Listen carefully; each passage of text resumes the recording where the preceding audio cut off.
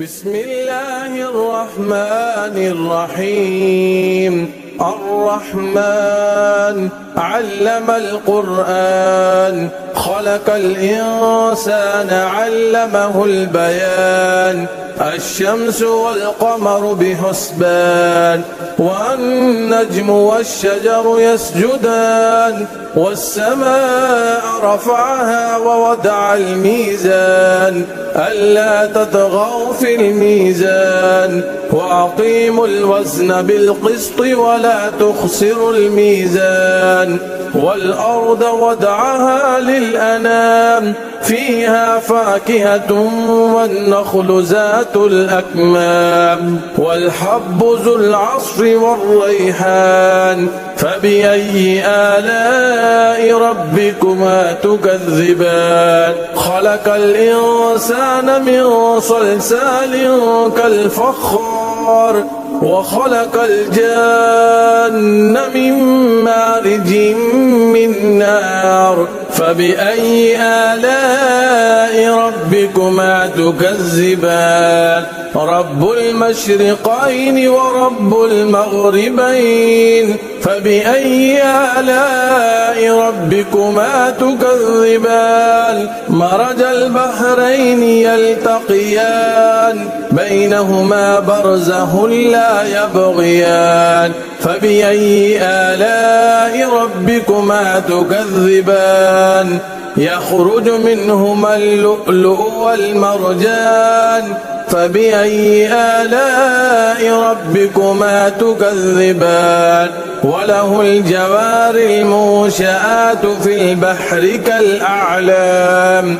فبأي آلاء ربكما تكذبان؟ كل من عليها فان، ويبقى وجه ربك ذو الجلال والإكرام. فبأي آلاء ربكما تكذبان؟ يسأله ما في السماوات والأرض، كل يوم هو في شأن. فبأي آلاء ربكما تكذبان؟ سنفرغ لكم أيها الثقلان. فبأي آلاء ربكما تكذبان؟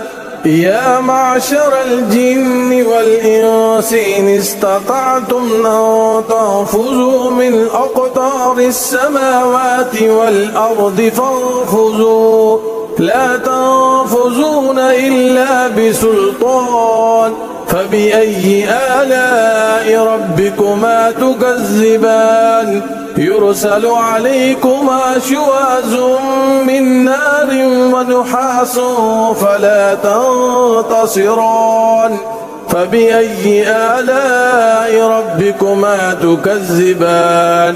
فإذا انشقت السماء فكانت وردة كالدهان.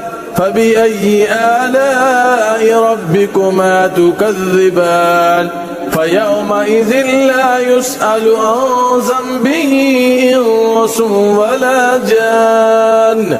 فبأي آلاء ربكما تكذبان؟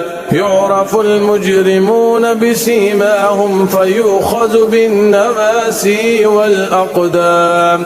فبأي آلاء ربكما تكذبان؟ هذه جهنم التي يكذب بها المجرمون، يطوفون بينها وبين حميم آن. فبأي آلاء ربكما تكذبان؟ ولمن خاف مقام ربه جنتان. فبأي آلاء ربكما تكذبان؟ ذواتا أفنان. فبأي آلاء ربكما تكذبان؟ فيهما عينان تجريان. فبأي آلاء ربكما تكذبان؟ فيهما من كل فاكهة زوجان فبأي آلاء ربكما تكذبان متكئين على فرش بطائنها من استبرق وجنى الجنتين دان فبأي آلاء ربكما تكذبان فيهن قاصرات الطرف لم يطمسهن إنس قبلهم ولا جان فبأي آلاء ربكما تكذبان كأنهن الياقوت والمرجان فبأي آلاء ربكما تكذبان هل جزاء الإحسان إلا الإحسان فبأي آلاء ربكما تكذبان ومن دونهما جنتان فبأي آلاء ربكما تكذبان مدهامتان فبأي آلاء ربكما تكذبان فيهما عينان نضاحتان فبأي آلاء ربكما تكذبان فيهما فاكهة ونخل ورمان فبأي آلاء ربكما تكذبان فيهن خيرات حسان فبأي آلاء ربكما تكذبان حور مقصورات في الخيام فبأي آلاء ربكما تكذبان لم يطمسهن إنس قبلهم ولا جان فبأي آلاء ربكما تكذبان